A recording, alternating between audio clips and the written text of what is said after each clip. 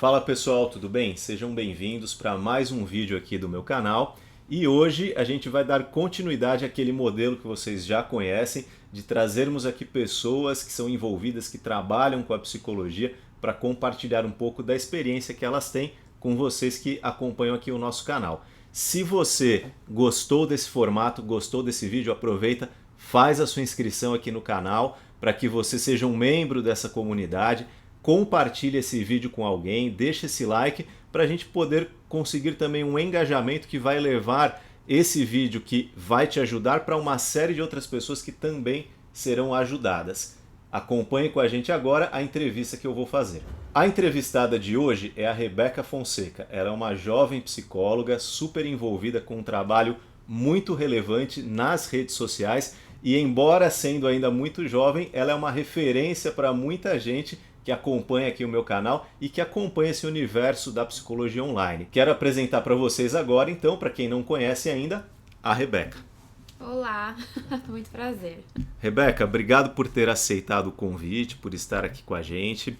E logo de cara eu quero te apresentar primeiro, né? Para quem ainda não te conhece, você é uma pessoa que tem feito um trabalho excelente na psicologia, tem trabalhado em múltiplas áreas, na psicologia organizacional, na psicologia clínica e mais ainda, acho que numa das áreas mais recentes da psicologia, que é o empreendedorismo na psicologia. E tem acrescentado muito, principalmente porque não somente você faz o seu trabalho, mas você registra. Você compartilha no YouTube, você compartilha no Instagram. No TikTok também? Não. No TikTok ainda não, né? Mas embora a gente vai falar aqui mais pra frente um pouquinho que você é especialista nos Reels aí, né? Mas enfim, e eu quero em primeiro lugar, né, dizer aqui para as pessoas que é um prazer muito grande receber você, primeiramente porque você foi um dia minha aluna, né, na graduação em psicologia, e eu tenho muita satisfação em manter contato com os meus alunos, porque eu aprendo muito com vocês, sempre aprendi, e nesse universo digital, então, no qual vocês jovens, olha que velho, né?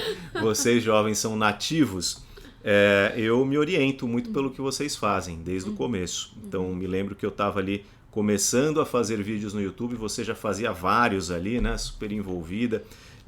Esses dias conversei com o Giancarlo também, que também foi um aluno meu, colega seu lá do NASP, que também gosta disso, e eu também olhava para ele, e isso motiva a gente. Sim. Comecei a gravar minhas aulas ali e hoje a gente trabalha juntos, né, como colegas do digital. Eu quero que você comece falando um pouco sobre o que você faz hoje enquanto psicóloga. Qual que é a sua rotina? Se apresenta aqui para o pessoal, você tem especialização também dentro da psicologia. Fala um pouquinho aí da sua carreira de forma resumida e o que você tem feito hoje em dia. Legal. Bom, primeiro, muito obrigada pelo convite. Eu acho que é super incrível quando você recebe um convite de um professor, né? Então, assim, me sinto muito lisonjeada. E hoje eu tô atuando bastante aí nas redes sociais, trabalho com Instagram, trabalho com YouTube já, YouTube desde 2018, que foi quando me formei, apesar de não precisar se formar pra você começar, sim, né? Eu sim. tinha essa mentalidade na época, comecei aí no YouTube e hoje eu tenho um trabalho que é uma clínica digital proveniente todo da rede social. Tá. Então, assim, todas as pessoas que eu capto ali pro meu consultório são da rede social, me conheceram lá, ouviram falar de psicologia por lá, tiveram uma dose mínima, que eu chamo, né, de psicoeducação através da rede, antes de me contratarem. E até 2 semanas atrás eu estava aí na RH ainda, né, que foi uma jornada aí de 3 anos, como recrutamento e seleção, que é geralmente uma oportunidade que aparece ali pra gente, né, no começo da carreira, e apareceu pra mim. E a minha especialização também foi em cima disso, em gestão de pessoas por competências.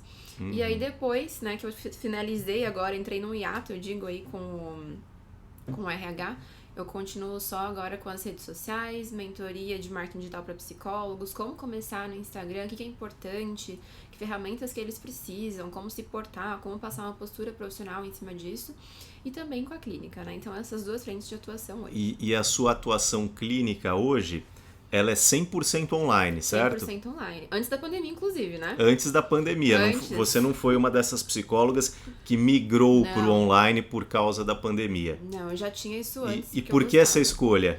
Então, nossa, acho que essa é uma escolha que eu podia ficar horas falando disso, né? Porque eu gosto muito, você sabe, né? Já falo bastante sobre isso. Mas acho que dois principais motivos que me fizeram escolher por isso de maneira definitiva foi o alcance que isso tem. Sim. Então, eu sempre, nunca fiquei assim restrita, né? Tipo assim, vou atender só em São Paulo, vou atender só tal lugar, tal cidade. Eu tive algumas mudanças aí no começo da carreira e se eu não tivesse esse modelo, teria me prejudicado na clínica online. E acho que a liberdade geográfica hoje, né? Que foi aí um fator que me deixa pelo menos muito confortável, muito feliz na minha escolha. Então, fazer o que eu gosto, que é a clínica, com essa liberdade geográfica, né, sem interferências, acho que é incrível pra mim. Juntou duas coisas aí que você gosta e que você se sente à vontade fazendo e que te abre uma série de possibilidades também, né? Sim, sim. Eu quero começar aqui, agora, essa parte ainda inicial da nossa conversa. Você falou um pouco uma coisa agora que foi a seguinte, que depois você foi perceber que você nem precisava ter esperado a formatura para começar a produzir conteúdo em psicologia. Isso é um ponto muito legal e é uma percepção nova mesmo, acho que para muita gente, porque a gente tem a seguinte ideia: para eu falar de psicologia, eu preciso ser formado em psicologia, o que não é verdade. Para eu falar como psicólogo, ok, aí eu preciso estar formado. Mas para falar de psicologia, dos assuntos, né, da vida estudantil, não. E como que você percebeu isso? E eu sei que essa é uma das coisas que você trabalha muito, né? Porque você, dentro da sua segunda área de atuação hoje, que é o empreendedorismo digital em psicologia, orienta pessoas. Você tem orientado estudantes também? Chega estudantes ali falando: olha, Rebeca, eu vou ser psicólogo, mas eu quero começar a preparar o caminho e tal. Como que é isso? Nossa, inclusive isso é muito interessante, né? Porque às vezes na faculdade a gente não tem essa visão que a gente começa a construir nossa atuação desde muito cedo, né? E quando a gente tá ali no digital, isso começa a ficar um pouquinho mais óbvio, porque você vai semeando um caminho. Então hoje a gente tem estudantes que eles começam uma humanização, né? As blogueiragens que a gente chama ali no Instagram mesmo. Começa a falar com a audiência, começa a mostrar dia a dia, a rotina, o que eles estão estudando, né? O pessoal se interessa por isso, porque é interessante, né? A psicologia é muito interessante. Sim. E as pessoas começam a ter uma interação com essas pessoas e, eventualmente, quando eles saem formados, fica muito mais fácil o movimento de agora estou atendendo, agora vocês podem vir me procurar. E uma coisa que eu sempre falo para os seguidores é: o nosso trabalho enquanto psicoterapeutas é um trabalho muito humano. Como é que você vai contratar um terapeuta, né? Tudo bem, temos clientes do digital, do analógico, tem diferenças. Mas como é que você contrata alguém que você não conhece a voz, que você não conhece a risada, que você não conhece, sabe? O jeito da pessoa, o jeito de ser. até o conteúdo que ela tem para oferecer. Sim. Então isso começando antes da formatura em si, tem uma parte estratégica também muito boa para essa pessoa que vai entrar, né? E aí a gente está falando de um dos assuntos mais importantes da psicologia clínica, né, da psicoterapia, que é o vínculo. Sim. Muitas pessoas criticam o modelo online justamente pela falta do vínculo presencial. Mas a leitura que eu faço é a seguinte: primeiro, isso é uma coisa que tem muito a ver com a geração da qual a pessoa pertence. Exato. Então, essa geração atual de jovens, o pessoal talvez aí até a faixa dos 30 anos, para eles o presencial e o online é praticamente a mesma coisa. Os mais novos, então, nem se fala. O pessoal da faixa dos 20 aí, dos 15 até os 20, nem se compara. Para eles, digital ou presencial é igual. Não tem diferença. Em termos de vínculo. E segundo, porque embora você elimine, de fato, o face a face, que é uma fonte de vínculo, você abre outras portas. Que é se mostrar no dia a dia mesmo, né? Às vezes mostrar uma coisa que você gosta, onde você gosta de comer, com certas limitações, obviamente, mas que acho que humaniza muito o psicólogo, tira o psicólogo daquele pedestal e facilita o vínculo. Sim. Não sei se você sente isso, se você tem esse tipo de feedback, por exemplo. Sinto. Primeiro que eu sinto de forma prática, né? E as pessoas chegam a me falar isso também. Tá. Então eu desenvolvi aí um curso, né? O que é o Método Psi Independente. Eu falo muito sobre essa parte do vínculo. Realmente há um medo dessas pessoas. De pessoas que estão se formando agora, inclusive, né? Talvez pelas influências que a gente tem dentro da faculdade, não pensar um pouco nesse contexto de forma séria, profissional. Mas o vínculo do online, ele começa antes da sessão acontecer. Sim. Então a pessoa compra a sua imagem, ela gosta da sua imagem antes dela chegar de fato ali na sessão do seu consultório. E essa é uma vantagem que a gente tem. E eu costumo falar assim: olha, existem pessoas que vão olhar pra você na rede social e vão pensar: nossa, que bobeira, né? Esse psicólogo fazendo o que ele tá fazendo. Mas existem outros que moram e falam assim, puxa, que interessante, que legal essa pessoa, que acessível. Quero ter uma consulta com ela. Então, assim, existem clientes para tudo, porque a gente tá falando aqui de uma ótica de serviço, né? Esse olhar um pouquinho mais comercial em cima da psicologia, que é muito necessário. É uma prestação de serviço. É uma prestação de serviço. Enquanto a gente não encarar isso dessa forma, a gente perde todos os lados, né? Porque daí você não consegue adequar como que vai ser o teu serviço, como que você vai se apresentar, como que você vai divulgar quem você é. Então, precisa prestar atenção nisso. E eu acho que isso começa antes da formatura também. Você falou uma coisa agora que foi o seguinte: as pessoas vão te assistir quando você está se expondo ali, e algumas vão gostar e outras não, outras vão tecer críticas aí. A internet está cheia de haters, né? A gente sabe que esse é um dos problemas. Ela é, em muitos aspectos, um ambiente bem tóxico. Sim. E aí, só que hoje em dia até é mais comum um psicólogo, um estudante pegar e começar a divulgar o seu conteúdo online. Embora a gente esteja falando de pouco tempo, parece que hoje em dia 1 ano, 2 anos representa décadas. Sim, né? sim. Você está falando que começou em 2018. Então a gente está falando aí já de algum tempo atrás, né?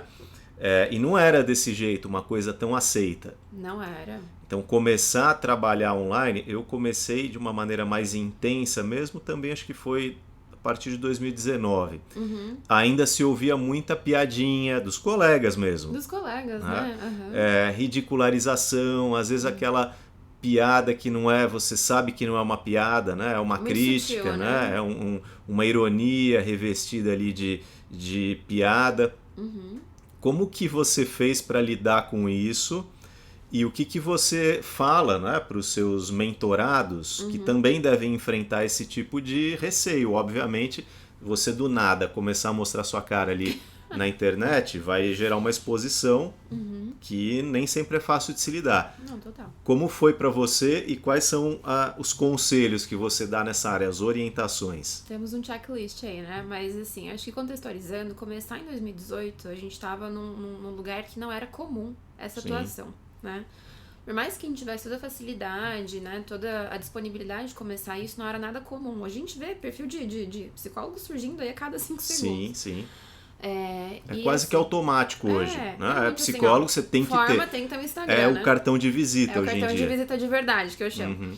Mas assim, o que eu preciso falar aqui, né? Hoje eu consigo falar dando risada numa boa, assim, mas foi um início muito difícil, né? Da própria atuação, pra entender que eu tinha espaço, pra entender que eu tinha um trabalho relevante.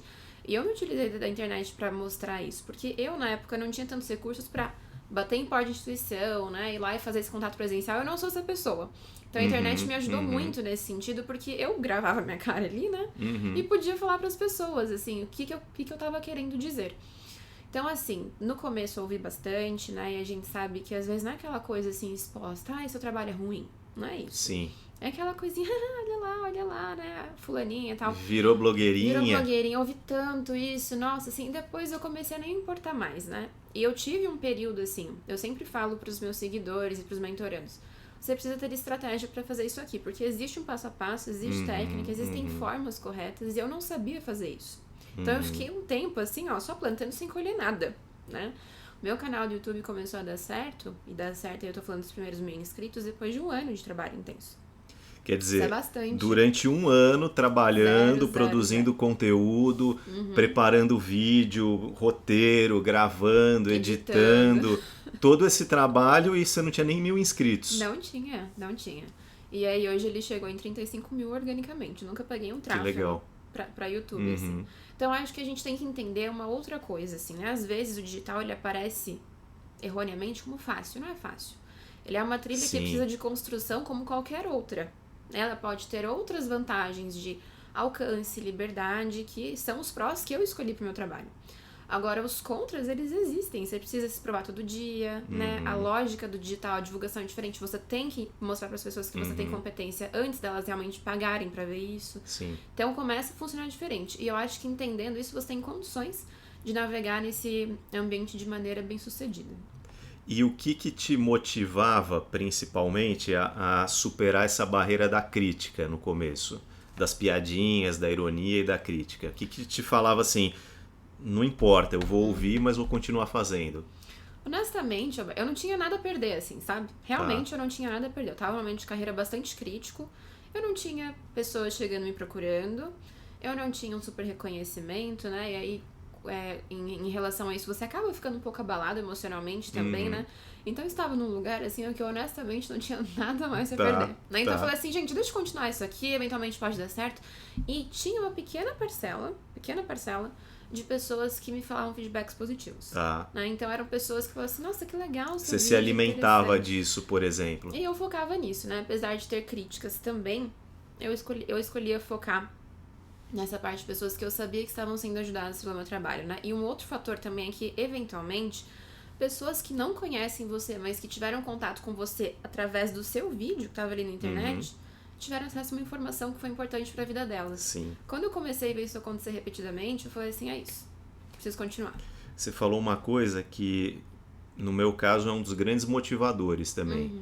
Porque não é fácil, não é? A gente tomar essa atitude, não é fácil porque você se expõe, não é fácil porque dá muito trabalho. As pessoas não têm ideia do quanto tempo você gasta para produzir, às vezes, 20 minutos de conteúdo no YouTube. Sim. Ou para produzir um post no Instagram. Sim. E são horas extras que você tem que dedicar, porque a vida continua. E mesmo a questão da crítica, ninguém gosta de ser criticado. E a psicologia é uma área muito crítica. Sim. De maneira geral. Né? Você entra numa sala de aula de psicologia, nem sempre o ambiente é dos mais amigáveis. Né? Apresentar um seminário, né? Quem é estudante de psicologia que eu já fui sabe, apresentar um seminário, né? Numa disciplina de psicologia, às vezes é motivo assim de estresse mesmo para as pessoas, porque elas têm medo do que os colegas vão falar, opinar e etc. Mas eu sempre me orientei muito por isso. Alguém está vendo isso daqui e alguém está sendo beneficiado. Exato. E um outro detalhe, a gente vê em paralelo muita desinformação na área da psicologia na internet, muita. Sim. Muita gente falando coisas assim que você olha e fala que absurdo. E eu cheguei à seguinte conclusão, se essa pessoa tem coragem de se apresentar numa rede social e falar um absurdo desses, eu não posso me calar.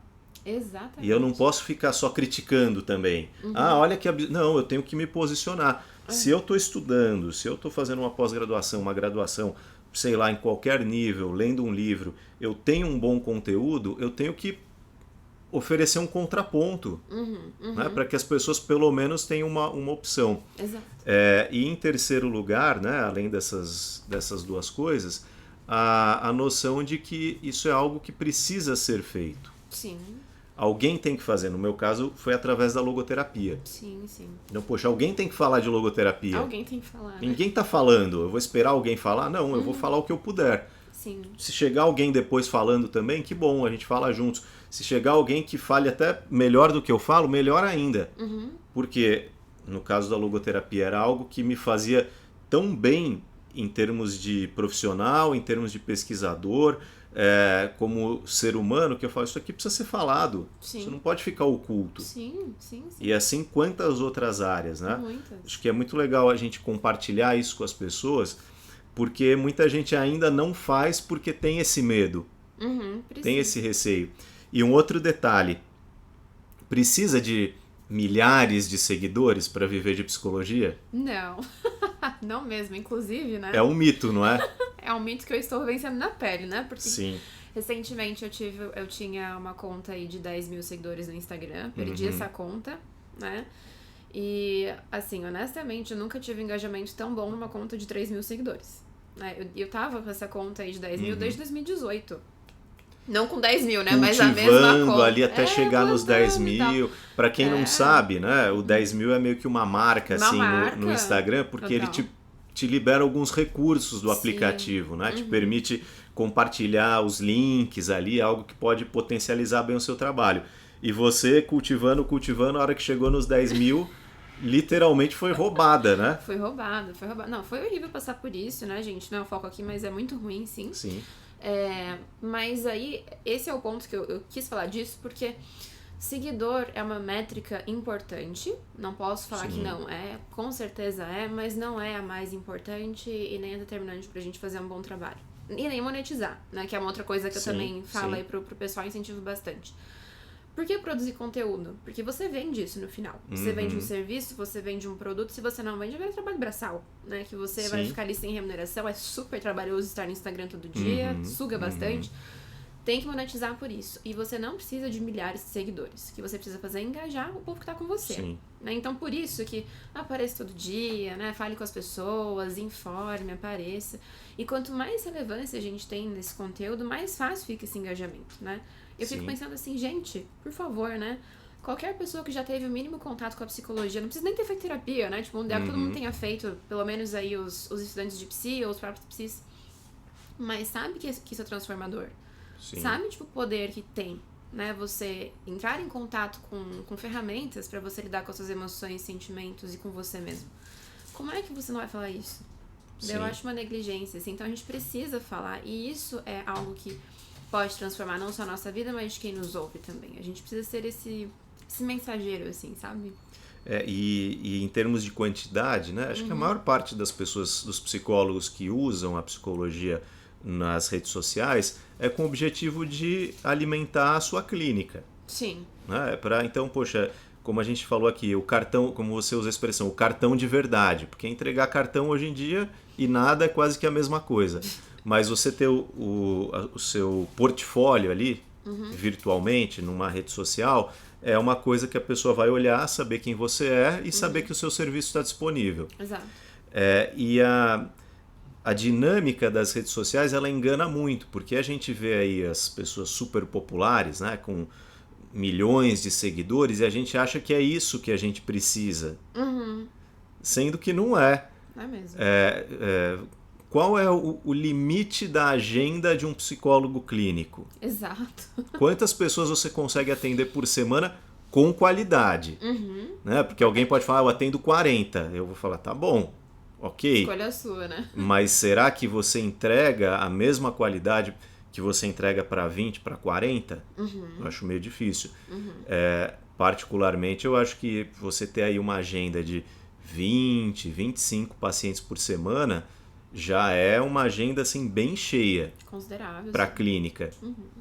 Então, veja só, que você tenha condições de atender 25 pessoas. Se você tem 1.000 seguidores, 2.000 numa rede social, já é muita gente. Já. Porque você tem que pensar que essas pessoas não vão simplesmente elas te procurar, mas elas podem te indicar para alguém. Exato. Então, 2.000 seguidores te dá um alcance aí tranquilamente de umas 6, 7 mil pessoas. Né? Será que de 7.000 você não consegue ter aí 15 pacientes, 20 pacientes? Consegue.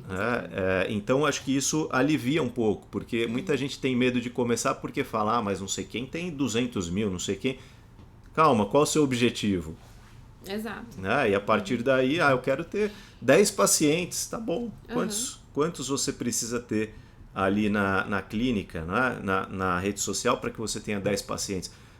Pode ter certeza assim, que é menos do que 1.000. Com certeza. Menos do que 1.000. E 1.000 não é um número nem tão difícil de chegar. Não. Né? Começando o trabalho com a sua própria rede de apoio. Eu quero voltar um pouco para a questão do início da carreira, para citar um fato, lembrar de um fato aqui. E eu sei que esse é um assunto que você fala bastante, que pode ajudar muitos psicólogos que assistem a gente. Eu te conheci em 2014. Né? Quando você era minha aluna. Se eu não me engano, você estava no 2º ou no 3º ano da graduação. Exatamente. E você era uma aluna quietinha, né? Entrava na sala quieta, tal, saía quieta. A gente nunca tinha conversado, né? Mas eu te conhecia, sabia que você era minha aluna. E um belo dia encontrei com você na USP. Não sei nem se você vai lembrar disso. Eu fazia na época mestrado lá, encontrei com você no café ali do Instituto de Psicologia. Café é modo de dizer, né? Porque lá é um corredor, né? Para quem não conhece o Instituto de Psicologia da USP, é uma estrutura bem simples assim, então tem lá um corredor e tal, e tem lá um trailer com cafezinho. E tava lá você e o Edu, né? Que era um aluno também lá do NASP, né? Um abraço para ele, psicólogo lá no Maranhão. Você e o Edu conversando, e eu vi os dois, reconheci, né, vocês como meus alunos, e sentei ali um pouco para conversar com vocês. né? A gente bateu um papo ali e tal, a partir dali a gente começou a ter mais amizade, assim, né? Do que só uma relação de professor, de docente. E você já contou várias vezes, eu já vi nos seus vídeos, que nessa época você era muito tímida. Muito. Muito tímida, por isso que você entrava quieta e saía quieta da sala de aula. Mas você trabalhou a sua timidez para que isso não impedisse você de fazer o seu trabalho nas redes sociais e não somente isso, mas para fazer o seu trabalho como psicóloga, dando uma palestra, gravando um vídeo, né, fazendo o que é necessário muitas vezes se expor. Como é que foi isso para você? Como é que foi superar uma característica pessoal para poder alavancar ali o lado profissional? Primeiro ano de terapia, né, Alberto? Super obrigada. Inclusive. Mas, sim, eu tinha muita dificuldade, muita. E eu olhava pra isso como uma dificuldade mesmo, né? Então, acho que às vezes a gente precisa olhar para as nossas dificuldades e reconhecê-las como limitantes, né? Puxa, se eu não vencer, não trabalhar isso aqui, eu não vou pra frente. E eu sabia disso, né? Então, assim, puxa, eu olhava pra isso e falava assim, isso daqui vai me limitar a enxergar lugares que eu almejo. Sim. Que eu não, quero. Não que seja um defeito, porque timidez não é defeito, é característica da pessoa. Mas você via naquilo... Podia me atrapalhar. Né? Pro que eu quero, isso aqui atrapalha. Exatamente. Então, assim, do tamanho da minha timidez, era o tamanho dos meus sonhos, né? Ficou meio utópico essa frase, enfim.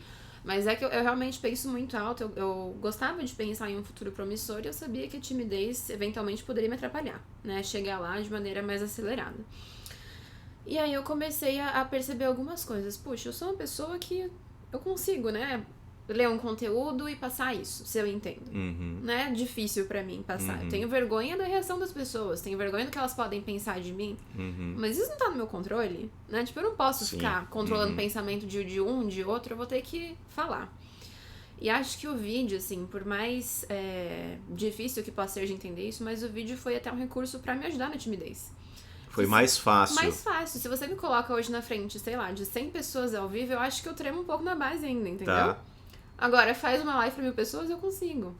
Tranquilíssimo pra mim. Então, acho que é você entender aonde é que a sua mensagem, da forma que você tá comunicando, pode ser mais efetiva. Pra mim, é no vídeo. Pra mim, é no vídeo, na rede social, gosto muito. Se eu vou pra lugares, né, eu ainda sou bastante introvertida, reservada. Sim. Se eu vou pra lugares de socialização, isso me cansa, né, tira minha energia, todas essas coisas. Então, acho que é você entender onde que você pode trabalhar intencionalmente nisso, começar a se expor, porque não tem como você vencer uma timidez sem essa exposição, né?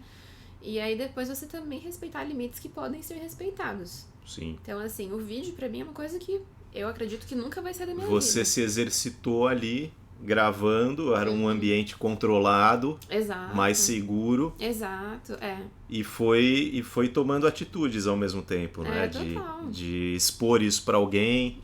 Um vídeo desse aqui que a gente tá conversando, talvez há 3 anos atrás não fosse possível. Eu nem consegui, sabe?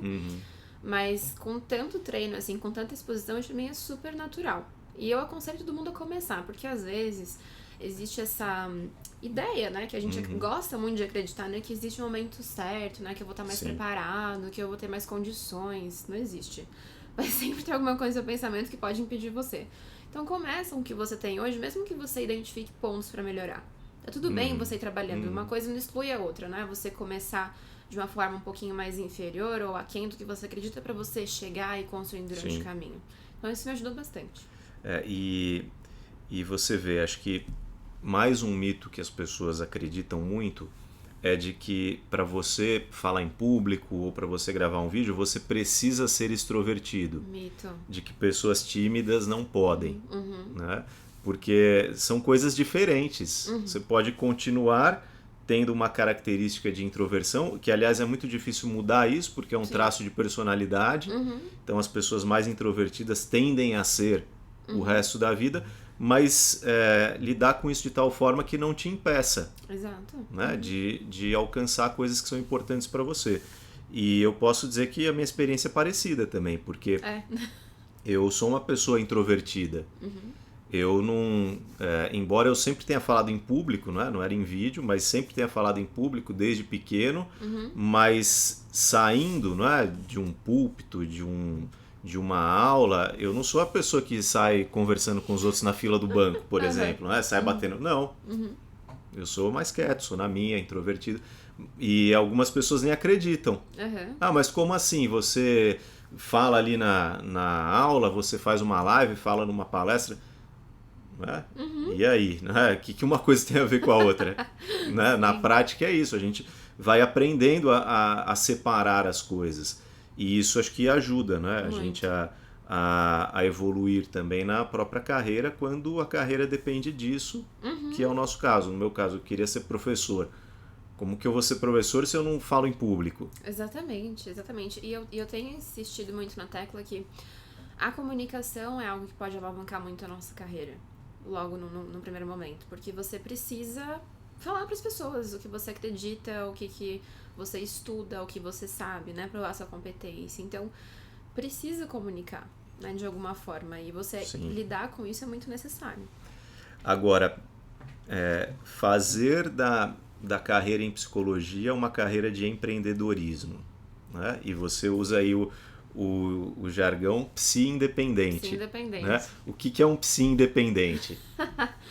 Olha, um psi independente, ele é um psi que ele empreende, né? Ele não vai ficar esperando alguém contratá-lo, alguém ver o seu valor no sentido de empregos formais, né? Que às vezes essa é uma das lutas que a gente tem ali no começo da graduação. Que a opção até existe, né? Prestar um concurso e tal, mas cada vez menos, inclusive. Cada vez menos e muito mais difícil, né? Então, é interessante para o psi independente ele entender que existem formas que, se ele se colocar no mercado, né, com o conhecimento que ele tem, com a competência que ele tem, ele consegue ter resultados tão positivos quanto o de um CLT no primeiro momento, e depois, ouso mais, né, ele chega em lugares maiores, né, ele alça voos maiores, porque o empreendedorismo traz essa possibilidade pra gente, né, se a gente domina, se a gente consegue, se a gente estabelece uma trilha que faz sentido.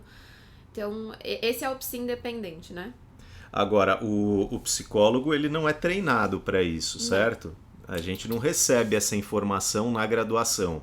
Não. Raramente, de vez em quando, um professor ou outro, né, pega um pedacinho de uma aula e conta um pouco como é a vida profissional, né, do psicólogo clínico. Mas isso tem muito a ver com características pessoais também. Sim. Né? Você sempre teve isso. Eu lembro lá na faculdade eu te encontrava trabalhando na cantina da faculdade, né? Por várias vezes te via lá na cantina, servindo lanche. Por quê? Você tinha lá seus objetivos, aquele emprego apareceu e você abraçou. Você fazia sobrancelhas das meninas lá era uma faculdade que tem um internato, né? Para quem não conhece, o UNASP, São Paulo. E aí você aprendeu a fazer, não foi? Fez curso e fazia isso daí. Quer dizer, é uma característica sua. Sim. Mas você já tinha noção de que dava para levar isso para psicologia? Era muito anuviado. Muito anuviado. Tanto que durante a faculdade de psicologia eu olhava para a atuação profissional de outra forma. Em algumas vezes eu tive crises, né? Pensava assim, puxa, eu acho que eu não vou querer ser psicóloga, né? Porque eu quero um ganho muito maior do que o que pode inicialmente me proporcionar. O que você via, os cálculos que você fazia ali, a realidade que você conhecia de psicólogos, você... Não me atraía, era all. Né? Então, assim, acho que quando eu comecei a entender que esse empreendedorismo ele tinha espaço na psicologia, e diga-se, muito espaço, isso começou a brilhar muito meu olho. Né? E aí eu comecei a ir por esse lado, comecei a montar uma atuação mais autônoma, de maneira mais sólida, né? Depois ali de 2 anos de formatura, né? As coisas pra mim, elas começaram a ser... Foram um pouco mais vagarosas, eu digo, porque eu tive que tentar e errar várias vezes, né? E aí depois começou a ser mais óbvio, assim, né? E começou a ser tão óbvio que eu falei, gente, eu consigo ensinar isso pra outras pessoas também. Consigo mostrar isso pra outras pessoas também. E aí, hoje essa é a minha paixão, o meu trabalho, né? Porque o que existe, né, que a gente não vê às vezes de psis que estão desmotivados, né, desiludidos, e que eles não enxergaram essa possibilidade ainda, mas uma vez que eles enxergam, eles conseguem ter essa energia de volta, é ali que eu encontro o propósito de fazer tudo que eu faço. Né? E você tem tido essa experiência das pessoas que chegam até você, desanimadas com a carreira e tal, aí você começa a ensinar um passo a passo, a acompanhar a pessoa e ela ter resultados? Fala um pouquinho disso. Nossa, incrível. Tenho 2 alunas do meu método, né, que marcaram bastante. uma chama Bruna, outra chama Fabi. Se estiver assistindo, um super beijo. Uhum.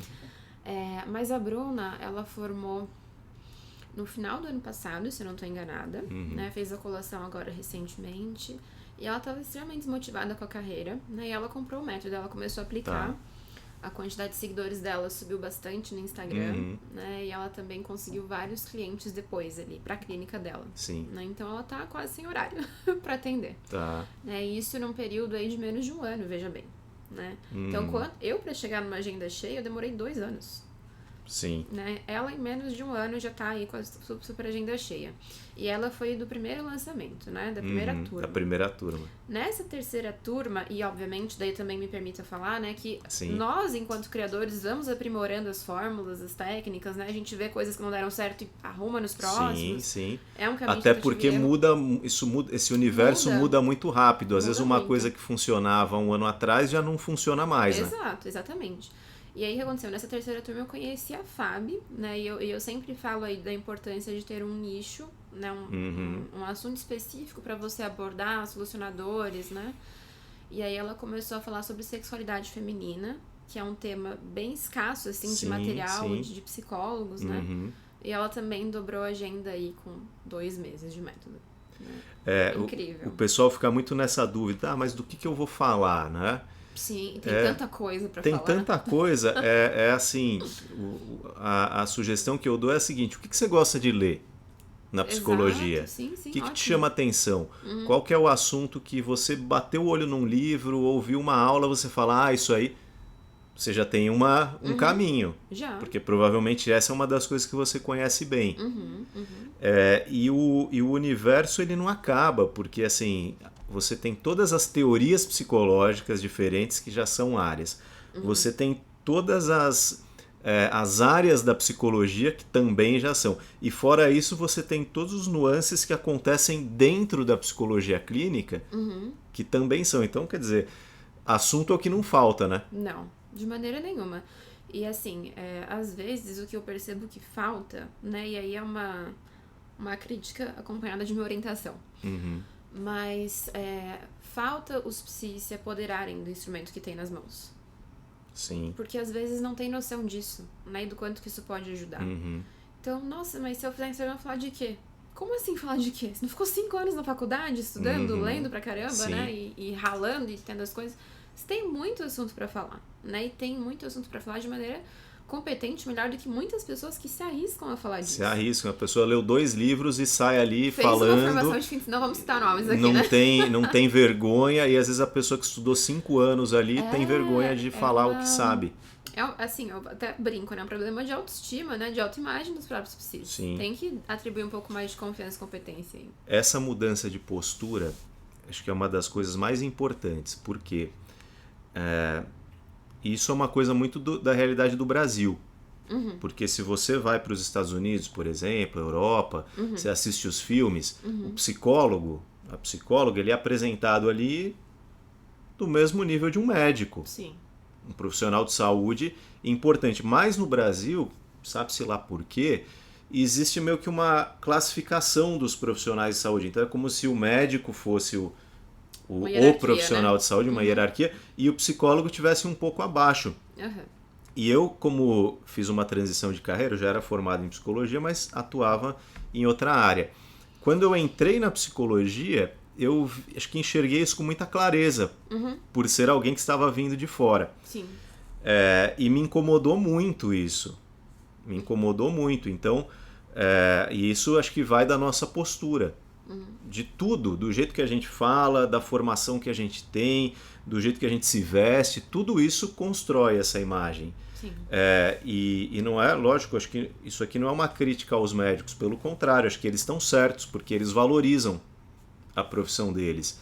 É justamente o oposto, é a gente se inspirar nisso. Falar, poxa, olha que legal, né? Sim. Você vai num congresso de médicos, você conversa, ele tem orgulho daquilo ali, ele valoriza aquilo, ele fala de boca cheia, né? Olha, eu sou um médico, especialista em tal coisa.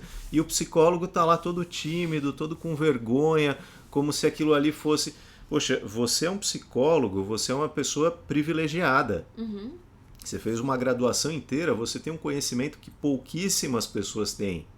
E mais, você tem uma base para aprender que aí, né, aquilo que você pode agregar não tem fim. Sim.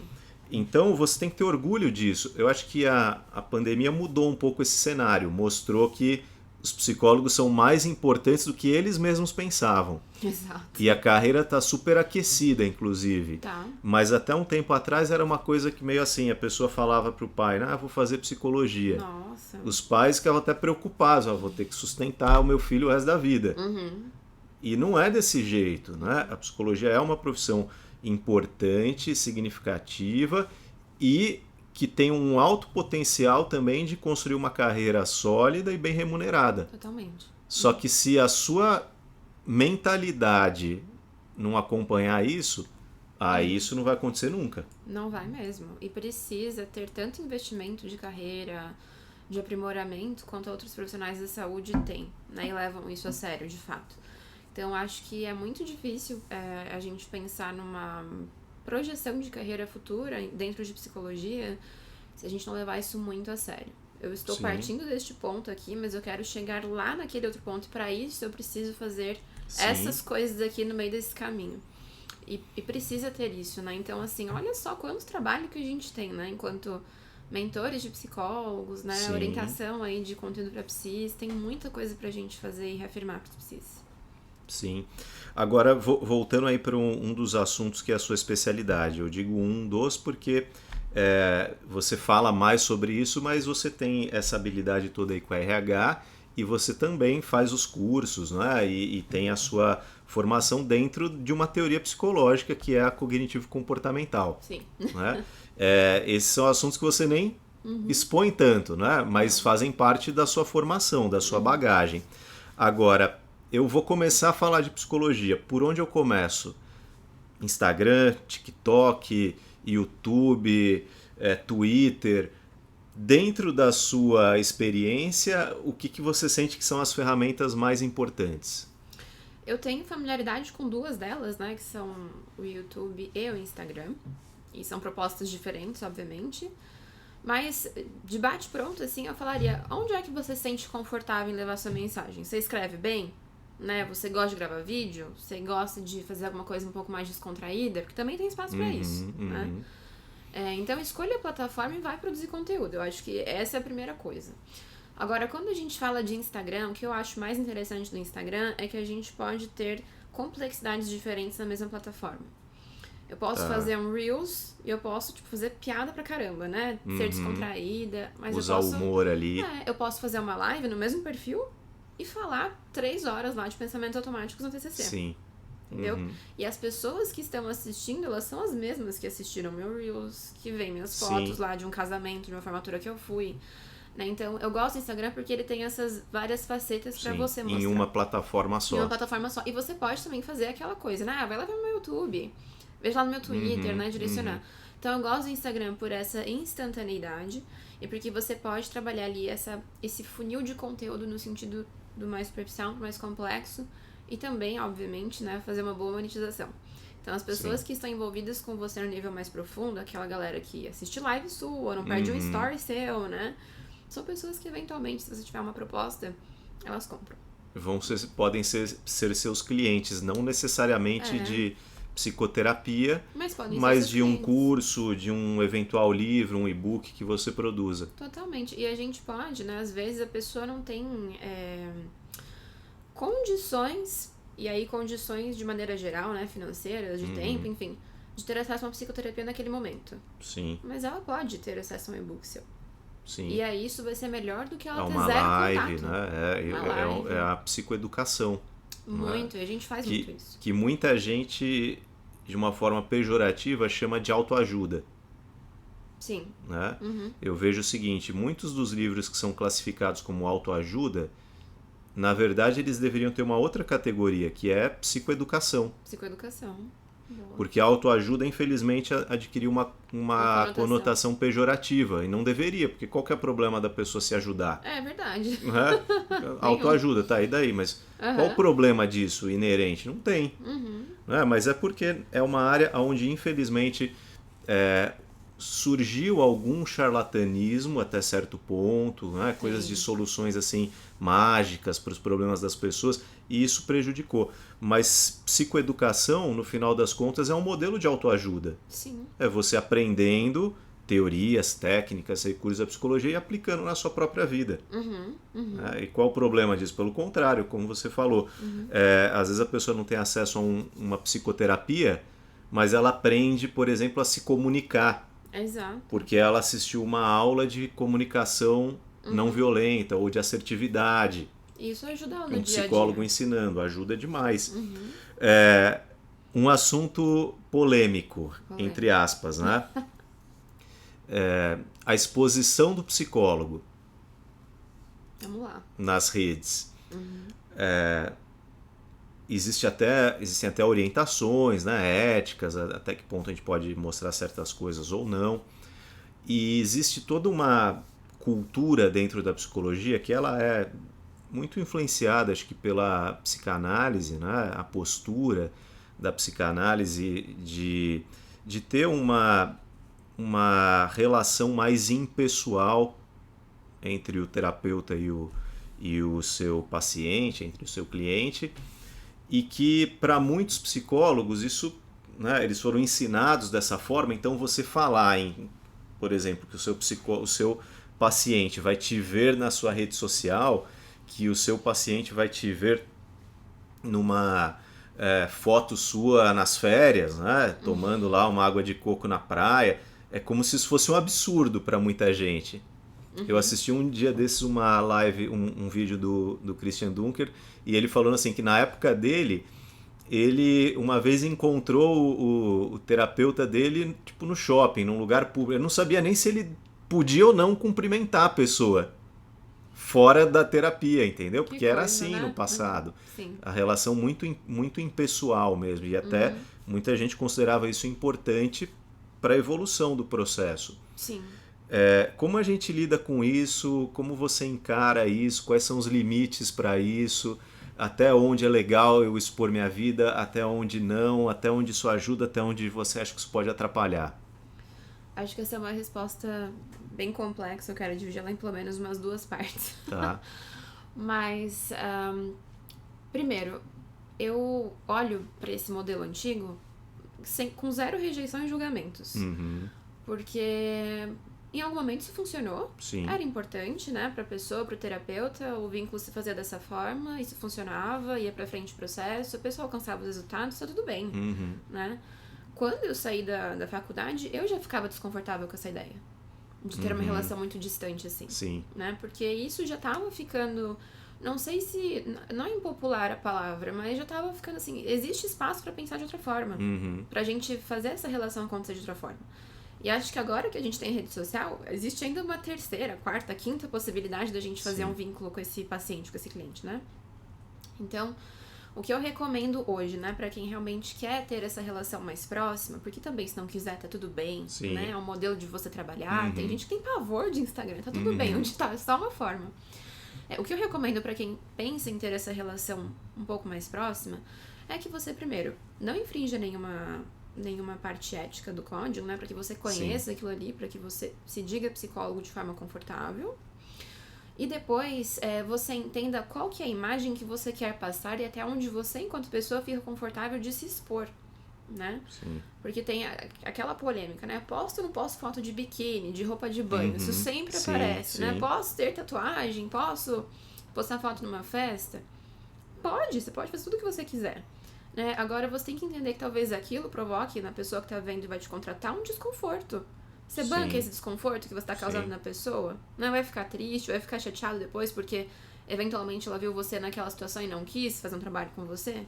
Se você não ficar, se aquilo for legal e se outras pessoas ainda quiserem o serviço, eu acho que tá tudo bem, sabe?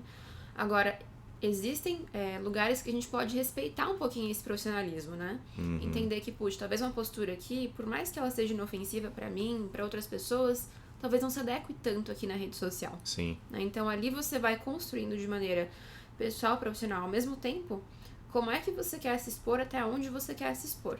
O que não pode ficar de fora nessa equação é a tua humanização. As pessoas não podem se sentir distantes de você. E não precisa, né, você mostrar as festas que você faz, as suas intimidades e coisas que você não sente bem. Mas é você trazer uma proximidade de certa forma. Saber que você é uma pessoa que tem um cachorro, pai, mãe, namorado, amigos, não é? Exatamente.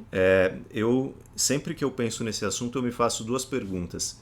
Primeiro, como tal foto, vídeo ou conteúdo que eu vou apresentar pode impactar no processo terapêutico dos meus pacientes? Sim. Isso pode impactar de uma forma positiva ou negativa? Então, é uma pergunta que eu me faço e que acho que ajuda. E segundo, como essa postura, essa foto, esse conteúdo pode contribuir ou não para a imagem do psicólogo enquanto profissão. Exato. Da psicologia enquanto profissão.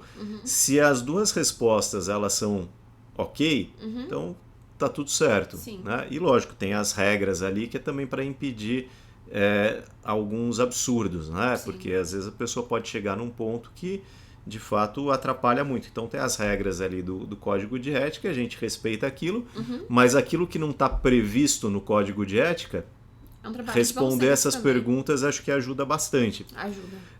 E você ser autêntico. Sim. Então a questão do Rios, né? Tá aqui o Tutu, né? Que tá produzindo esse vídeo aqui pra gente. E não sei quantas vezes ele já me falou para eu fazer rios. E eu já falei, pelo menos o modelo de rios mais tradicional, eu falei, não adianta, se eu fizer isso, não vai combinar. Vai ser muito artificial.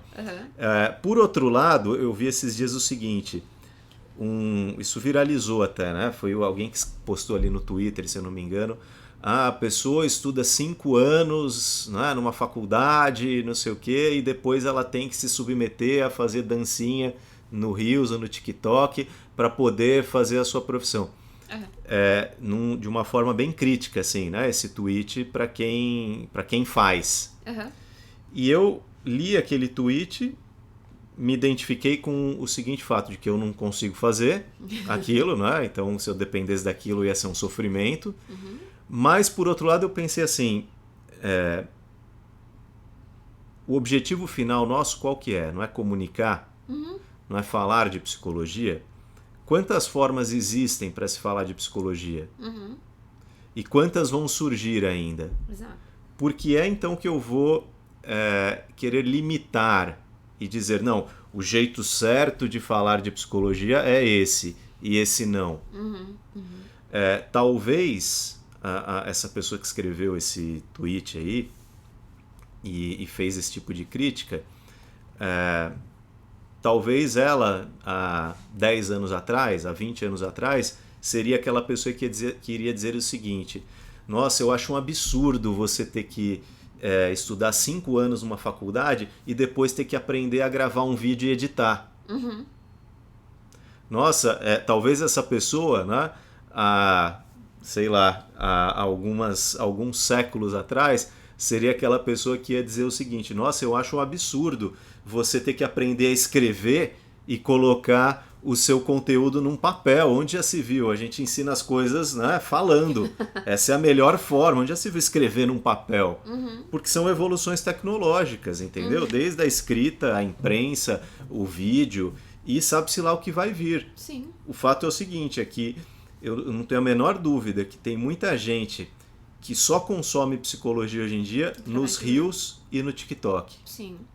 Como é que eu vou falar mal disso? Sim, eu concordo, assim, ó, de todos os lados. Porque, realmente, né, o Reels, ele é uma ferramenta apenas. Você não precisa dançar pra fazer um Reels.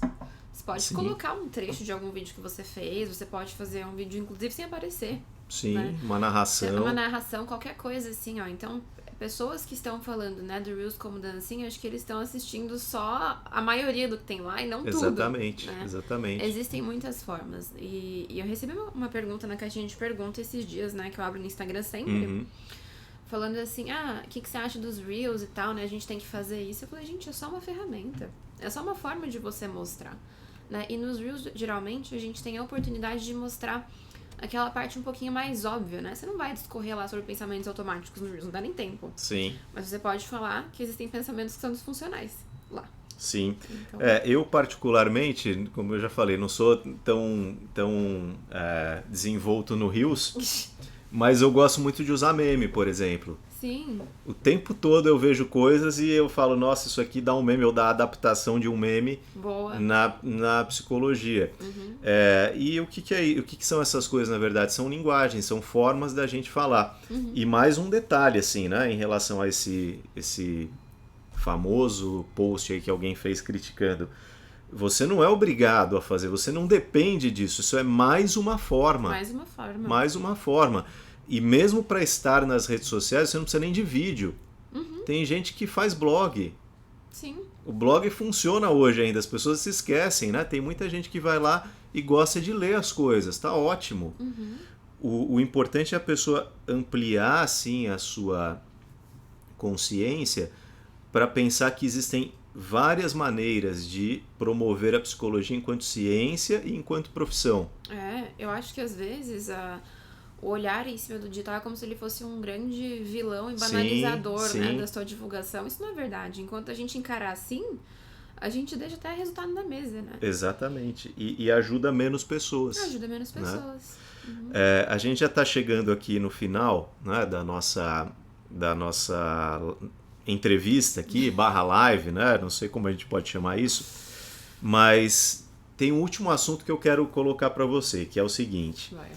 Quando a gente começa uma carreira e essa carreira vai sendo bem sucedida, o indivíduo que é autônomo, principalmente, ele começa a ter muito trabalho. Sim. Isso não tem limite. Quem dá o limite é você. Sim. Como é que a gente faz para lidar com isso? Como é que a gente pode ser um psi independente, bem sucedido, vivendo bem da sua profissão, mas não cair num burnout? Mas não ser consumido, né? Como que a gente consegue ter assim o protagonismo de eu controlo a minha rede social e não ela que me controla? E tô te falando isso porque para mim isso é uma dificuldade, não acho que é uma coisa tão simples assim. Sim. Porque a gente se vê meio na obrigação, a gente tem que ajudar as pessoas, então a gente acha que tem que responder todo mundo, que tem que fazer tudo, e tem que aprender a estabelecer limites. Fala um pouquinho sobre a sua experiência com isso. Bom, primeiro, acho que você tocou num ponto bem importante, é isso, né? A rede social é um trabalho tão desgastante quanto qualquer outro. E eu acho que, assim, quando a gente fala em empreendedorismo, é muito mais fácil a gente cair num burnout mesmo. Sim. Que você é o primeiro a chegar, a última a sair, aquelas coisas todas, né? A gente precisa ter esse ownership mesmo da carreira e isso acarreta em muito mais responsabilidades. O que tem me ajudado nisso? Né? Primeiro, eu queria falar que eu não sou nenhum grande exemplo nessa questão. Tá. Porque eu adoro trabalhar e eu, acabo indo mais pra esse lado de trabalhar muito do que trabalhar menos.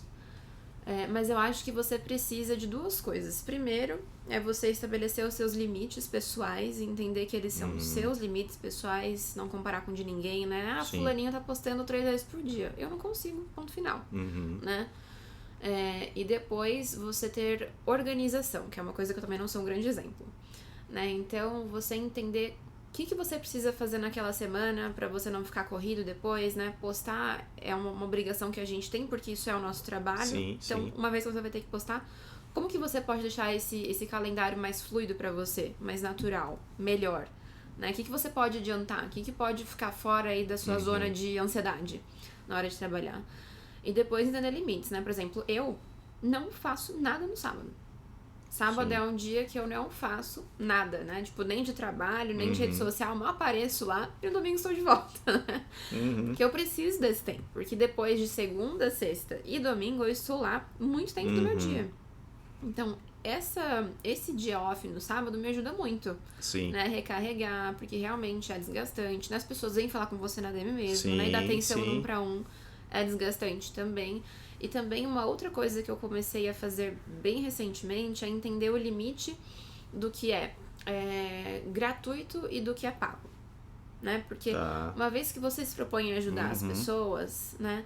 Elas realmente querem a sua ajuda, de verdade, né? E que legal que elas querem, porque elas estão vendo você como alguém que pode ajudar. Sim. Agora você precisa entender aonde é que tá o limite aí do que você está dando, né? De graça, sendo generoso e não está atrapalhando o seu trabalho, e o limite que você vai chamar essa pessoa para um serviço. Porque eu tenho defendido uma outra coisa também. Enquanto você se sentir entre muitas aspas, explorado, né? Porque a pessoa tá lá perguntando e você respondendo e você fica, mas essa pessoa tem que vir pra mentoria, tem que vir pro meu serviço, ela não vai vir, não sei o quê. É você que dá essa palavra pra ela, você que dá esse tom. Sim. Então estabeleça esses limites, porque isso vai te ajudar a ter uma relação melhor ali com a rede. Muito legal. Suas últimas palavras aqui para os nossos telespectadores, vídeo espectadores. Eu vou fazer uma pergunta e aí você responde e aproveita para deixar suas últimas palavras. Boa. Vale a pena ser psicóloga? Muito, nossa. Muito, muito, muito. E essa é uma resposta que eu... Em cima de alguns dados, obviamente, né? Eu encontro uma realização muito grande na profissão. E eu acho que isso tem a ver com a nossa profissão, com a nossa vocação, com a nossa identificação, né? Eu me identifico muito com a psicologia, eu brinco assim, se eu não fosse psicóloga, eu não sei o que eu seria. Gosto muito de atender, gosto muito de ajudar, amo estudar psicologia, né? Ler sobre. Então acho que nisso eu super acertei. E na parte financeira também vale muito a pena, porque o nosso conhecimento é algo que as pessoas precisam muito. Precisam muito e se elas têm acesso a isso, elas conseguem mudar de vida literalmente, né? Então, Sim. Entendendo isso, vale muito a pena, né? De todos os lados. E minhas últimas palavras, né? Primeiro, obviamente, super agradecer, adorei conversar, foi incrível, acho que foi uma troca super legal. Mas eu acho que a gente precisa cada vez mais ampliar nossa atuação. Sim. Chegar para mais pessoas com a nossa informação. E não ter vergonha disso, né? Realmente se apoderar do que é a psicologia para nós e levar isso para as pessoas de maneira democrática, acessível, repetitiva que seja, né? Porque as pessoas precisam aprender. E trabalhar para a gente monetizar isso também, porque isso é muito monetizável. Agregar o valor que valor. essa profissão tem. Total, né? E a gente também entender que quando a gente começa, é só o início de uma construção, né? Todo começo ele pode ser um pouquinho mais conturbado, um pouco mais difícil, mas que a gente não se desanime e deixe de enxergar um futuro promissor por conta disso, né? Então, acho que é importante a gente lembrar dessas coisas. Muito legal. Eu agradeço a sua presença. E você falando nisso, me vem à mente assim, uma coisa que acho que é muito importante os psicólogos entenderem, que é essa consciência de classe, de categoria profissional. Que nós, enquanto psicólogos, nos nossos conteúdos online, nós não somos concorrentes, a gente faz coisas juntos, a gente pode produzir conteúdo juntos, isso é bom para todo mundo, principalmente para as pessoas que estão assistindo, e a gente adquirir essa cultura de não de uma competitividade, mas de uma proatividade entre a gente, porque isso no final todos vão ganhar e as pessoas vão ser mais beneficiadas e a profissão vai crescer. Totalmente. Então a gente não ter essas barreiras e nem barreiras de abordagens, de referências, né? Isso é uma coisa super antiquada, na verdade, na minha opinião, uma coisa literalmente do século passado, assim, que cai até no ridículo, né? Ao meu ver. E o pessoal vê, né? Por exemplo, você é uma psicóloga cognitivo-comportamental, eu sou um logoterapeuta, esse é um canal majoritariamente de logoterapia, mas eu tenho o maior prazer em ter aqui pessoas falando das mais diferentes áreas da psicologia. Claro. Porque, como eu digo sempre, quando a gente é apaixonado pela psicologia, não é por uma teoria psicológica. Pela psicologia. É como um todo, então tudo vai agregar. Sim. Né? E acho que é muito legal a gente poder compartilhar isso e ajudar a criar essa cultura também nessa geração de psicólogos que está vindo. Para quem perdeu alguma parte do vídeo, então, para a gente finalizar, eu conversei hoje com a Rebeca Fonseca, ela é psicóloga, ela trabalha com empreendedorismo digital para psicólogos, ela tem ali os seus programas de mentoria, cursos e também atua como psicóloga clínica. Você pode clicar aqui no cardzinho que a gente vai colocar no vídeo para você conhecer o canal dela e através do canal dela conhecer também as outras redes sociais onde ela atua. Rebeca, obrigado. Obrigada a você.